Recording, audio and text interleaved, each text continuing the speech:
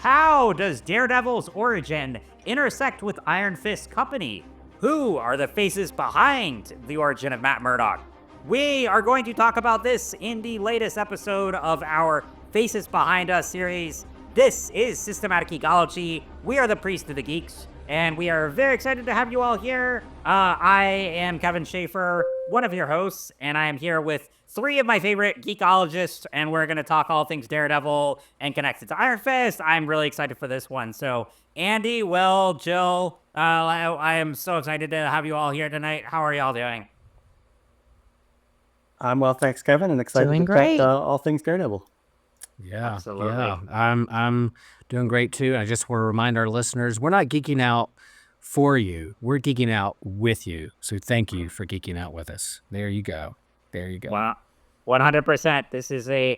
It's a community here, and and if you're new here, hey, thank you so much for joining us. And with the million pop culture podcasts out there, I am glad you chose to click, whether you're on YouTube or on wherever you get your podcasts, you clicked listen or watched us. So we are grateful for you all here. And before we get started, yes, I love that sound effect. Perfect timing, Will. I love it. But yeah. Well, before we get started, I want to hear what you guys are geeking out on. So, Jill, we'll start with you. What's one thing lately? So I'm reading a book, A World Appears by Michael Pollan. It's a journey into consciousness. A little bit of a neuroscience nerd, and this is about the neuroscience of like plants and animals and what exactly defines consciousness. It sort of follows along this question that we're always asking here. What exactly does it mean to be human? And what does it mean to be alive? It's a fascinating read. Nice. That sounds great. Nice. Oh, yeah. Right on. Will, what about you? Yeah, I actually went and saw Project Hail Mary for a second time, y'all. And now that I knew what was going to happen, what was going on, I can just settle into the details and the storytelling. And I really paid attention to the soundtrack and how they were manipulating me with songs and scores. And they do such a good job. They do such a good job. I loved every second of it. And I think the music, like even the very beginning, where you start off and you're like, he finds he's the only one on the ship, but he's trying to figure out who he is. But there's a lighthearted music kind of playing in the background, so you know that he's going to kind of be okay. Like I was like noticing the choice of music and sounds and things like that, and that was a lot of fun. So that's what I'm geeking out on. Absolutely. I love it. Andy, how many times have you seen it now? I'm just curious. I've only seen it the once. We're waiting Really? for my son to come home to go again because he hasn't been able to see it up at college. But yeah, I generally don't get to the movie theater for multiple showings of a movie that often. Yeah, gotcha. It's that one I've seen twice as well, but yeah, I just know because again that if a plug here for listeners out there, go back and listen to our What's News episode where we covered Hail Mary, because especially Andy's thoughts on that, it's fascinating, bringing the scientific background. But yeah. Yeah, for me, my daughter was taking a friend who hadn't seen it yet, but she had seen it, and then we were like, we'll go see it with you. We don't have anything to do. So we went, and it was great. And some of the trailers with that movie were pretty good too, and I'm pretty excited about Mando coming up right around the corner. So I don't know when tickets go on side. I don't know when tickets go on sale, but I'm keeping my lookout. It's got to be soon because we're approaching 1 month away. But yeah, I'm keeping an eye out. But cool. All right, Andy, how about you? Yeah. So on my end, I mean, obviously Born Again, in conjunction with this episode, I mean, everyone knows how much I love Daredevil. That's why I'm glad to be here. But I've also been watching the Born Again podcast, so right after each episode. I'm really enjoying that. And that's the thing now, the trend is like every TV show now has an official podcast that goes out, and like it's impossible to keep up with all of them. But that one I've really been enjoying. I like that it's not the same people on every one, so they have they've kind of gone through all the cast. Darius Cartapane, the executive producer, another producer on there. So I like that it's a good variety instead of like one person on a time. They've had Charlie Cox and Vincent D'Onofrio, Deborah Ann Wool, Michael Gandolfini, Nikki M. James. So like I like that it mixes it up and you get different perspectives from the cast and crew. So I've really enjoyed that. But yeah. Nice. Andy, what about you? Yeah, we just caught up on the second season of the show Paradise. I don't know how many folks have watched that. The first season I really enjoyed, kind of the unraveling mystery and the sci-fi of it all. The second season I was less in on. They kind of shifted to focusing on a bunch of different characters primarily, and I wasn't that into it. But then the final episode, man, they threw in an extra layer of sci-fi premise, and now I'm hooked for season 3. I'm like, why couldn't that have been season 2 been about that? And instead of making me wait a whole other, I don't know, year, 2 years with how TV goes anymore. Yeah, so funny. But it's like a good comic book, Andy. So like halfway through comics, like, do I really want to keep reading this? And then they get me on the final page. I'm like, I got to see what happens next. just when I think I'm out, they pull me back in. Yeah, that's it. I love it. I love it. And also a quick shout out for a math and science paper that came out about building all elementary functions from a single operator. It's a really cool thing. So it's kind of analogous in computers. You can do all logical operations by combinations of a single logical gate, the NAND gate. And so now they've found a way to build basically all the interesting mathematical functions from iterations of a single mathematical function. So it was pretty cool, unexpected result, and could be interesting for building new kinds of computer chips or other kinds of numerical analysis. It's not going to change how you teach math in 3rd grade or even in high school or anything like that, but it could change how we compute math in interesting ways.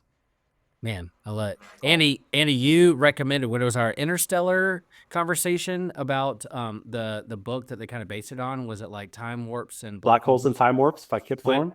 Yep. I saw that in your sabbatical stack. Yeah, I made like a big stack and book list for my sabbatical this summer, and it's in there. I don't know if it's gonna go way over my head or how many times I have to read it or how much I have to Google while I'm reading it, but I'm gonna give it a shot. Excellent. I love it. Oh, and also one I'll throw out real quick that we may have to do an episode on if I can find out which other hosts are into it. But I just finished season 1 of Monarch: Legacy of Monsters, and I'm gonna get to season 2. But that one's if you like the Kong Godzilla movies, like of the last 10 years, like it's a really fun series, and like it's basically like a long movie. I mean, it's got movie level effects there, and Kurt and Wyatt Russell play older and younger versions of the same character in different timelines. So it's a ton of great. The rest of the cast is really good too. That's a ton of fun. So I definitely want to talk about that with other hosts here at some point. But yeah.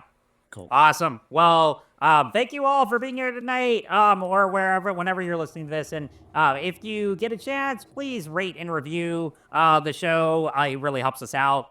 Tell your friends about it if you like us. And if you don't like us, I mean, send us direct all complaints to Joshua and Noel. And then we'll see. We'll maybe take them into effect or not. But I do hope you do enjoy listening to us. And if you want a shout out on the show, click on the links in the description to find out how you can support us. And tonight I want to give a shout out to Jonathan Augustine. Thank you so much. You rock.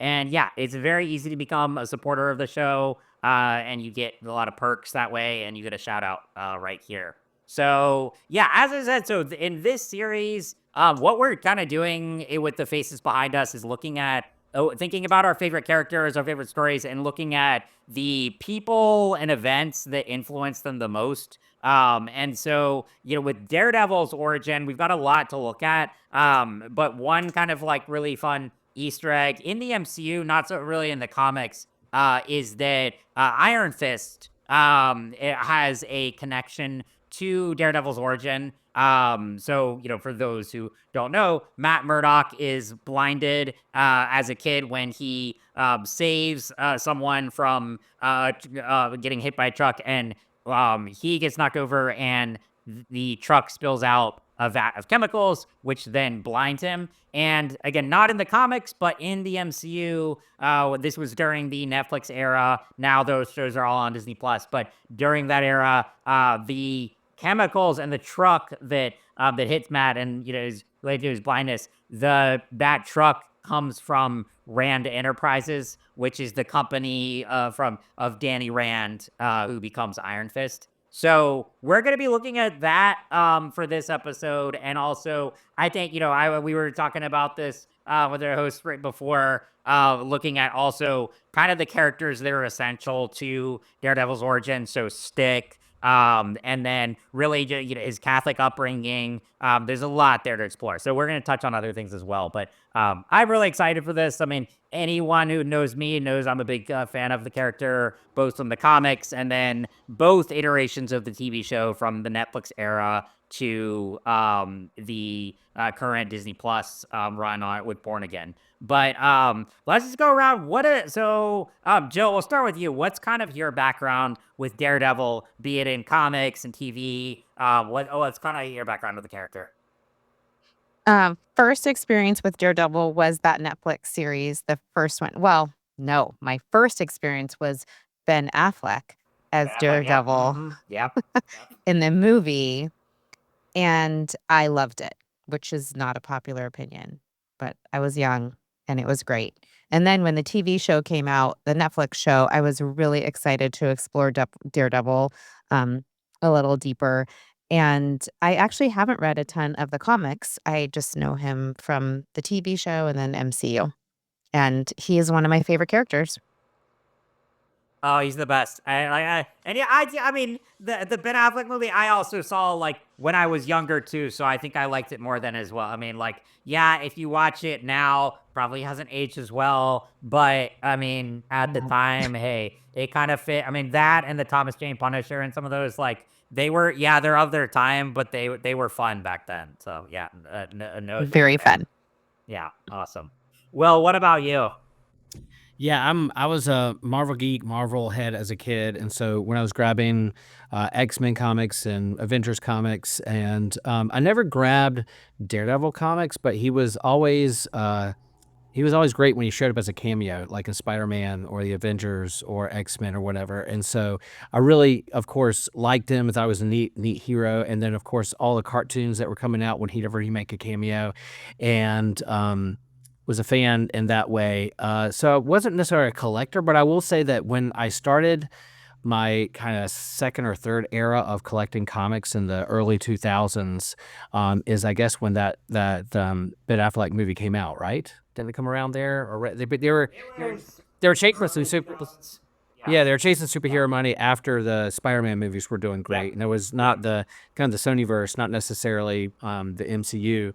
But I started collecting comics again. I remember that movie came out, and I remember grabbing some comics and exploring what were kind of the legendary runs of Daredevil. So you had the Frank Miller and all those kinds of things, and so went back and consumed all that. But yeah, he's up there. He's up there as one of my favorites, and I think the show and way he's been portrayed. Not just the Netflix but the Disney Plus MCU version of tying him back in is pretty smart, and I like how he's done. He's a great character. So yeah, I'm a fan. I did have the Ben Affleck Daredevil action figure when I was a kid too. So that was it was and that was there. So yeah, Andy, what about you? I know also you have a big comics background. Yeah, I think one of the very first, if not the first, single issue comics that I bought for myself was a random issue of Daredevil, 300 and something with the owl. It was probably part 3 of 5 of some ongoing storyline or whatever. I only kind of understood what I was looking at.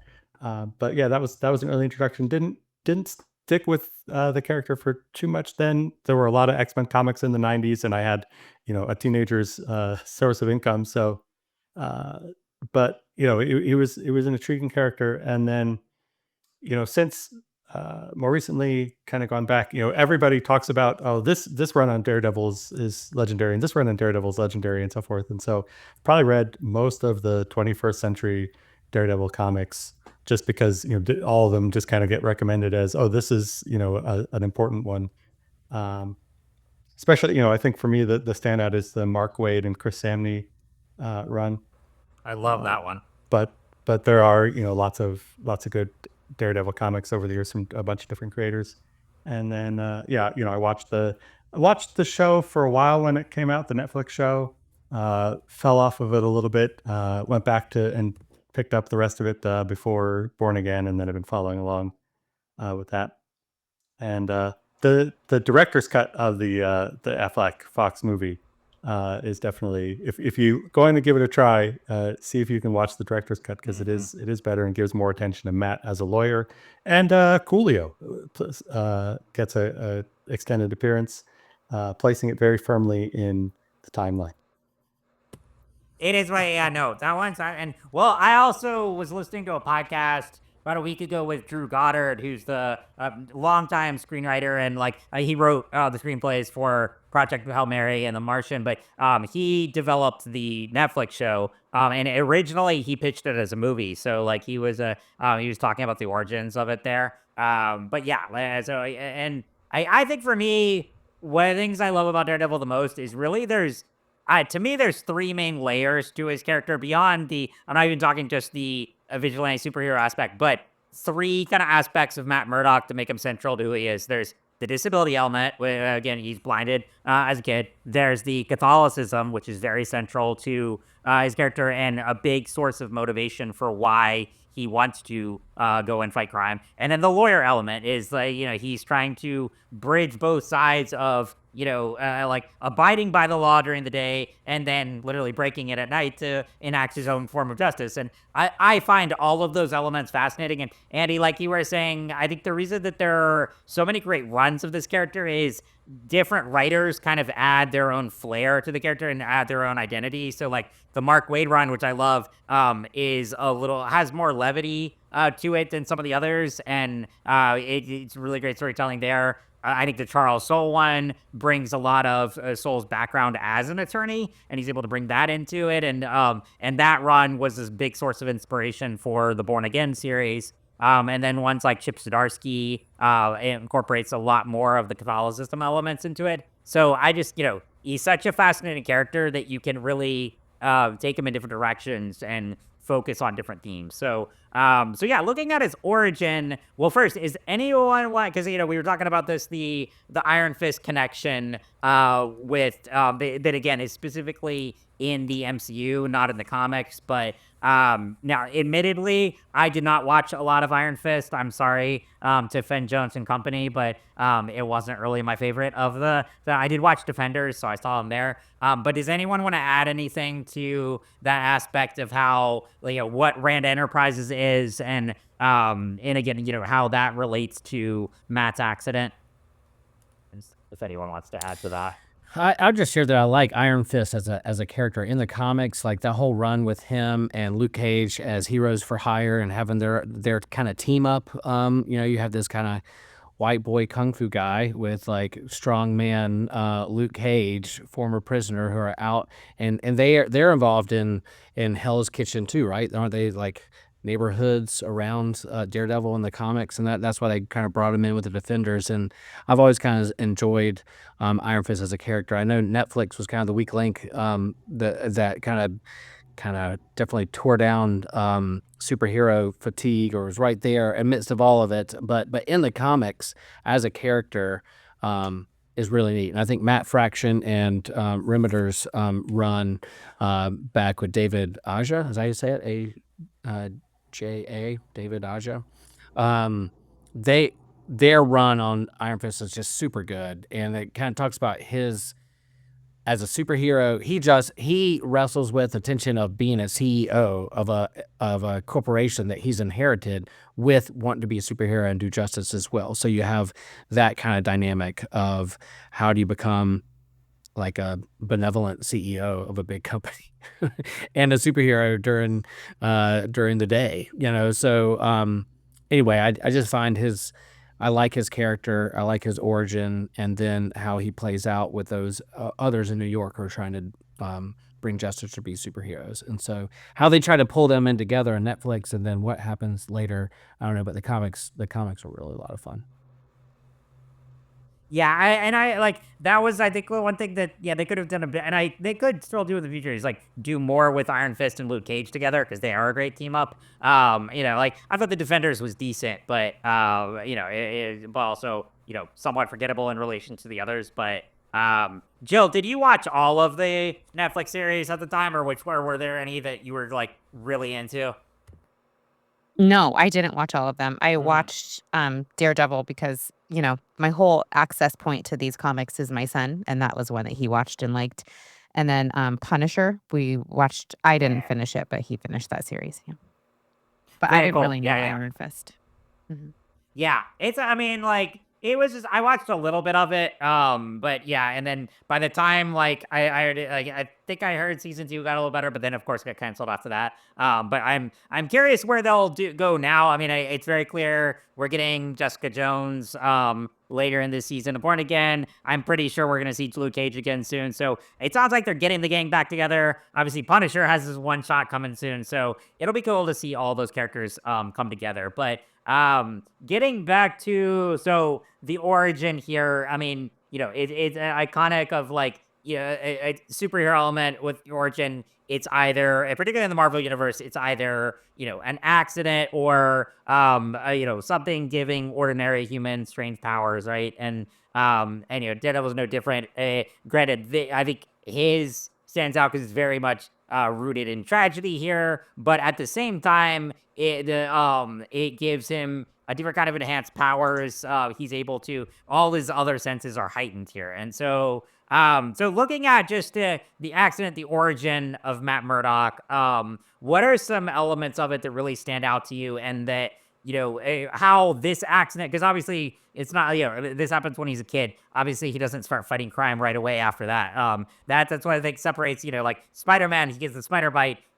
He starts fighting crime not too long after that, right? Matt is a kid when this happens. It's going to be a while before he actually becomes Daredevil. But what do you think really, how is this point in his life a turning point that sets him on the road to becoming a superhero? This goes for anyone. Well, you mentioned Spider-Man. The big contrast there is that Matt Murdock already feels a heavy burden of responsibility before he has great power, and that's how that's how the accident occurs. Right? He feels obliged to intervene on behalf of this other person. So he's not learning lessons as a as a consequence of developing superpowers, but really he's figuring out how to incorporate what his newfound abilities and disabilities, how they factor into his already strong sense of right and wrong, and strong sense of personal responsibility. I think that's a great point, Andy. It's like the accident heightens all of his other senses, including his internal drive to do good and to do right by humanity. And he could never have been Daredevil without that accident. But I actually think it's the two tragedies that make him. First, it's the chemical spill, and then it's the death of his dad. And I think if there were just one or the other, Matt Murdock would not become Daredevil, but it actually needs both of those tragedies to cause him to become who he is. Now, in the comics and origin, what came first? Him going to law school and then becoming Daredevil, or was he Daredevil and then go to law school? Do we know what came first with that? Was it like he was a lawyer and he felt compelled to be Daredevil at night to help and supplement the justice that isn't being done in the courtroom that he's doing, or that I'm not sure, because I would find that interesting. What came first? So he trains with Stick when he's pretty young. Like, it's like the accident, then battling Jack Murdoch. Yeah, we'll talk about Jack Murdoch in a sec. And then he trains with Stick for a long time. And then, because I'm basing this off The Man Without Fear, which is kind of the definitive origin comic. But then it was law school, and then it's around that time when he first like suits up. But it kind of parallels Batman in a way of, like, I would say he's training to become that character for a long time. But then he actually, Andy, correct me if I'm wrong, but he actually puts on the black suit the first time, after law school. Well, it's a red and yellow suit. It's a primarily yellow suit, actually. Yeah, that's right. In the comics. Yeah, the black suit is the TV show, and some other versions, but he has the training, like you said, but it's the as Will noted, it's the seeing that the justice system has holes, has is failing, is can be corrupt, that motivates him to engage in extra legal activities. And you think about like comics or superhero origins or in the movies, that there's like a handful of ways you can acquire superhuman abilities, right? You are a mutant, you're born that way.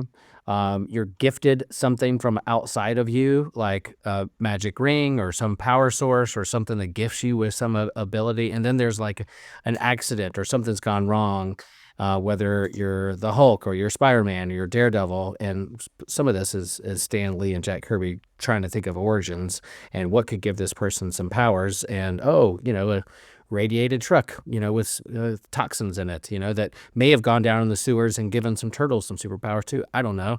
That's out there somewhere. I don't know if that happened or if that's canon or not, or that the same spill that gave Daredevil his powers gave the mutant Ninja Turtles theirs. I think that's somewhere. But anyway, but there's a handful of ways to do it. So what do you do with your power once you're given it? And we've talked about before of like, do I use this as a self-centered thing or for villainy or to wreak havoc on others because I experienced, or do I use it for good? And so this accident, I think, it's tragic, it's horrible, and yet he uses this gift in a way that heightens the way he sees justice or wants to give justice to the world through his gifts of being a lawyer. So it's all tied together. It's really interesting how to play on that.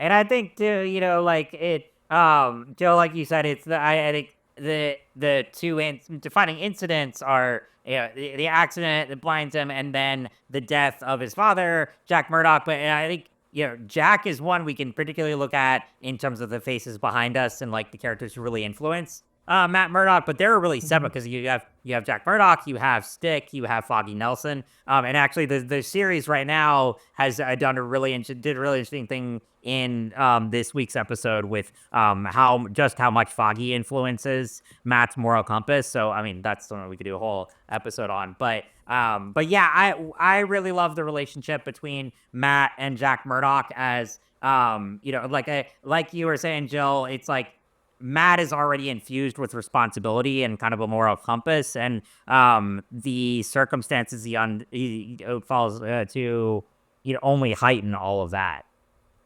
Mm-hmm. Love it. Yeah.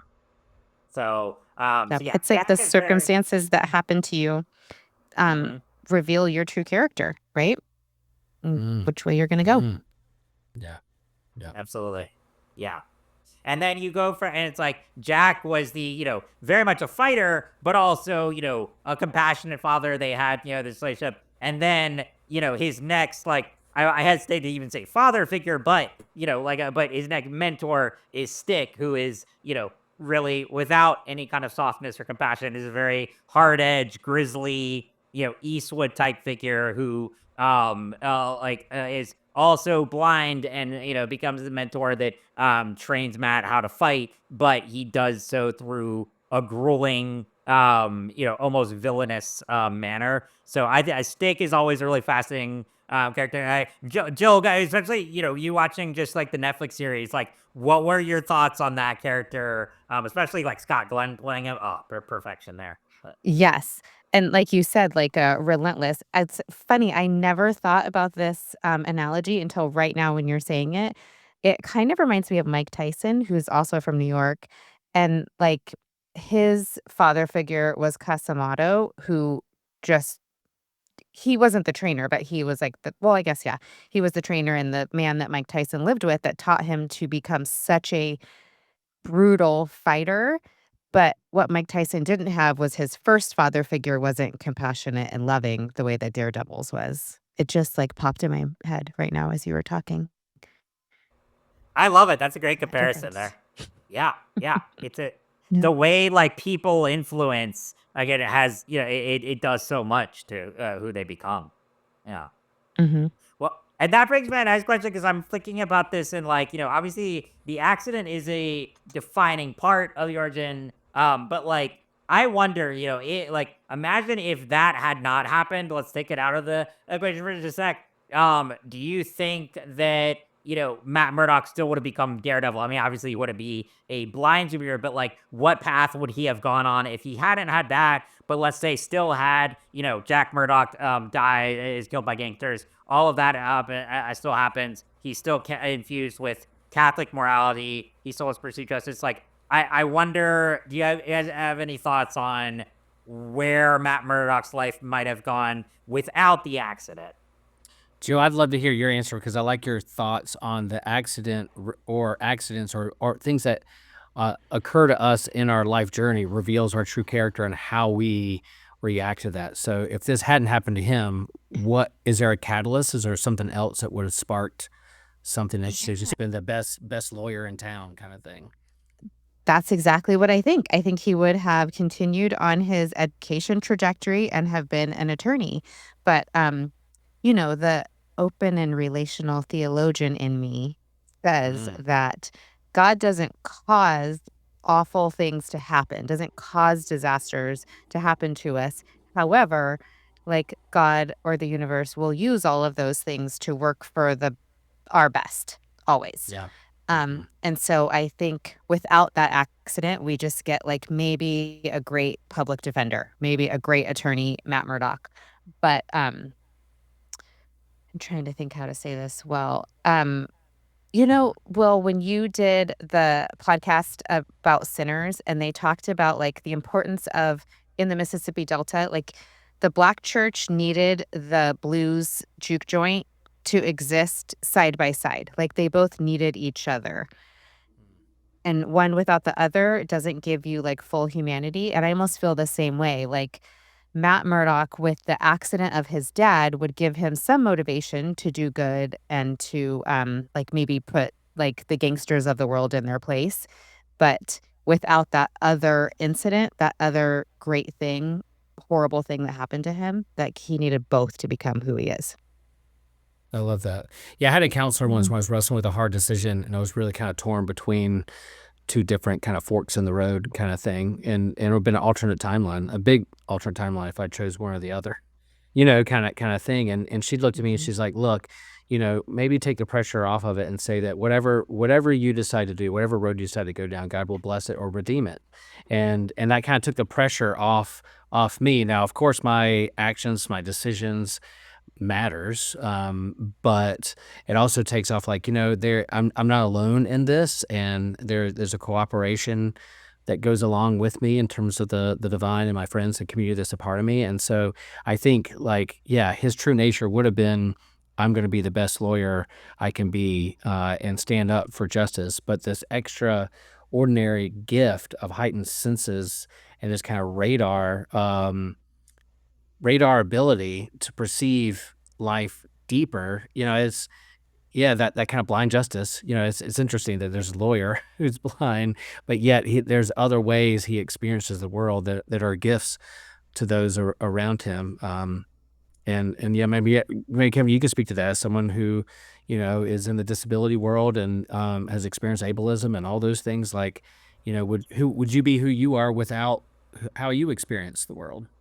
Oh, and that's one of the reasons like Daredevil's one of my favorite characters is like I always like the how they handle that effect. But to answer that for myself personally, yeah, I talk about that all the time in my column. Like, I mean, SMA is very intrinsic to my identity, and like I definitely would not trade it for if I was given somewhere about like, oh, if you could live like able-bodied, then I'm like, no, I wouldn't, because there are so many people in my life I would have never met. Caregivers, including but like some of my best friends, like it's very much been a part of, and Jill, I very much agree. It's like it's like circumstances happen, and then you still have this choice of how you want to respond and who you're gonna be, but yeah, no, for me, I think that's why I like Daredevil story so much. I think it very much speaks to disability community in that respect.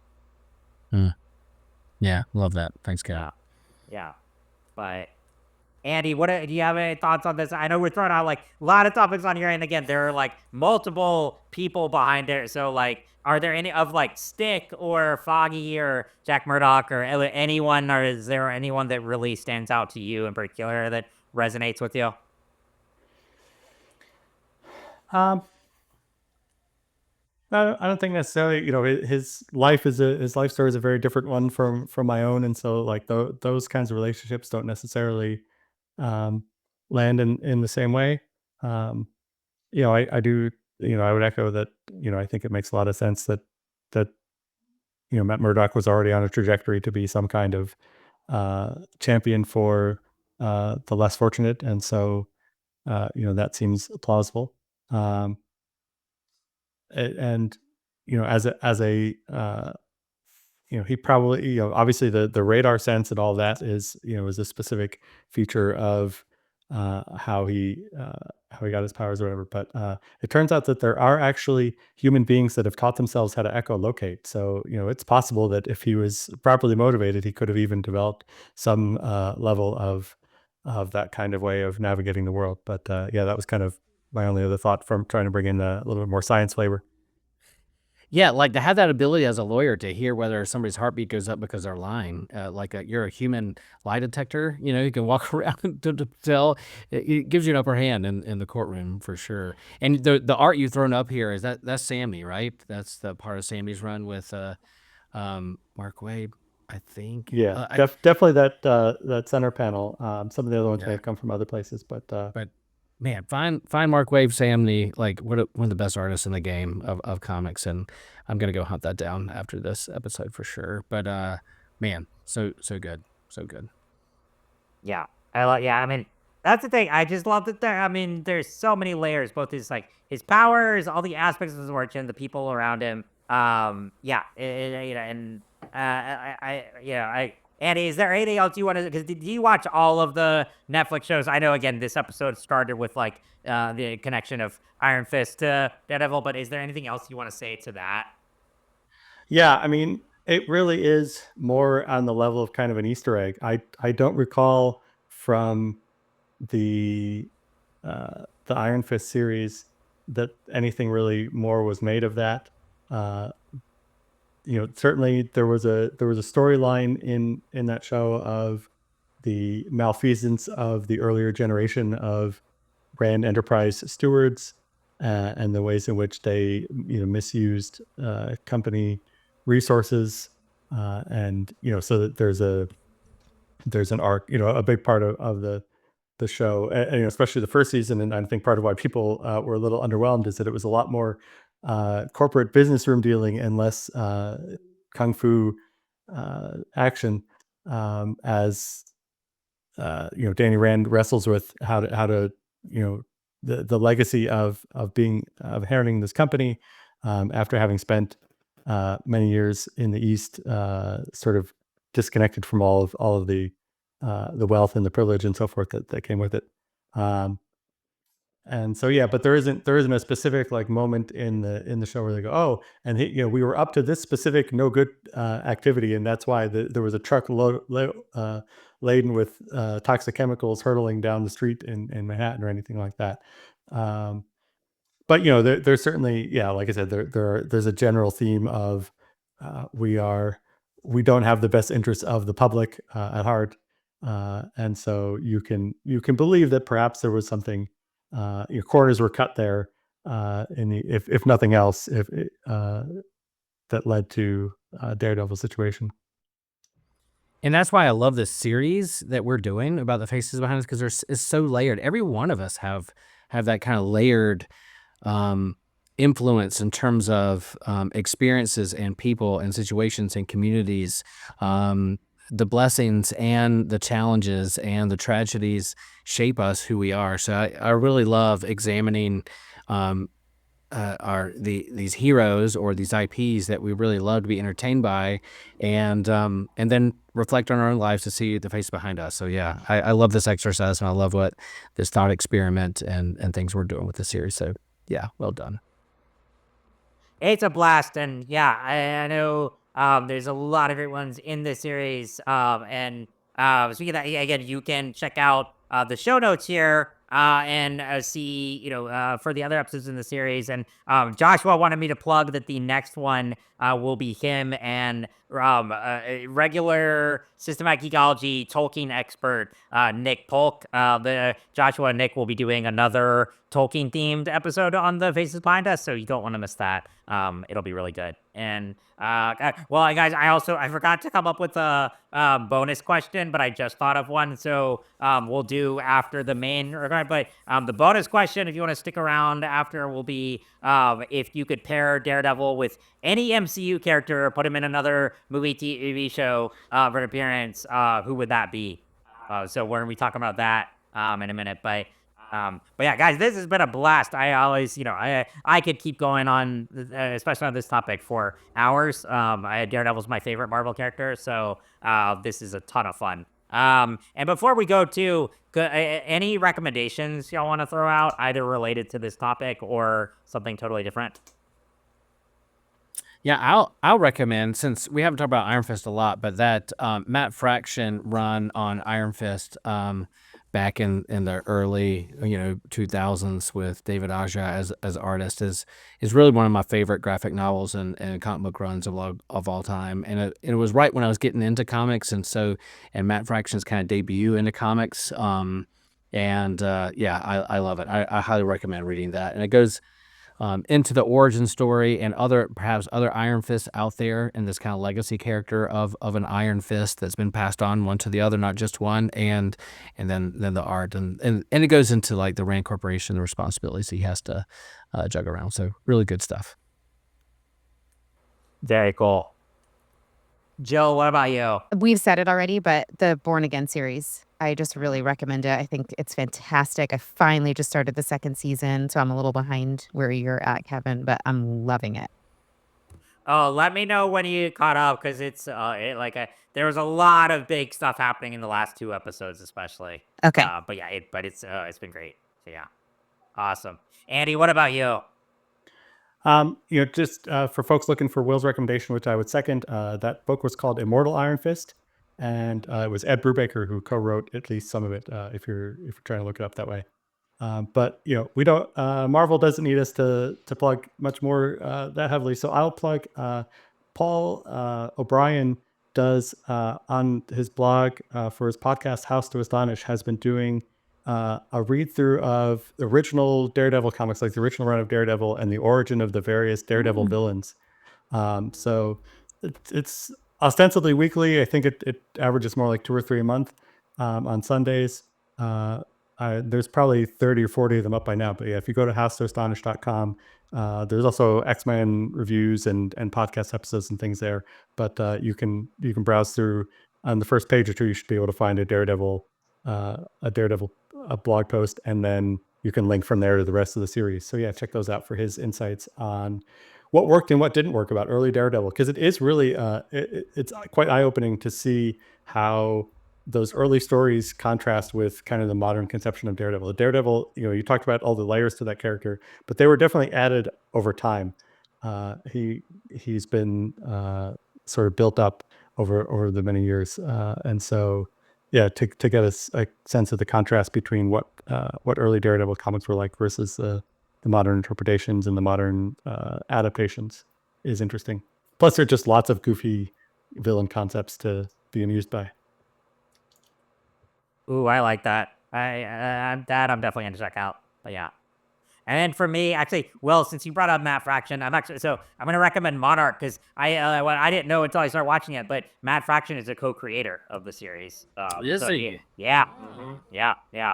He's one of the first creators that I met at a Comic-Con when I went to HeroCon in Charlotte, because he used to work for Heroes Aren't Hard to Find in Charlotte. He's a North Carolina native and did that, and his new run on Batman is outstanding. He was a big thing in Marvel for a while, and I think they kind of chewed him up and spit him out, and then he went some indie route, and then he's done a few things here and there, but his newest Batman is just outstanding. I read one of his Batman comics where he's having a conversation with the Joker, and I just looked up and looked at my wife and said, I think that was one of the best comics I've ever read. And she was like, what?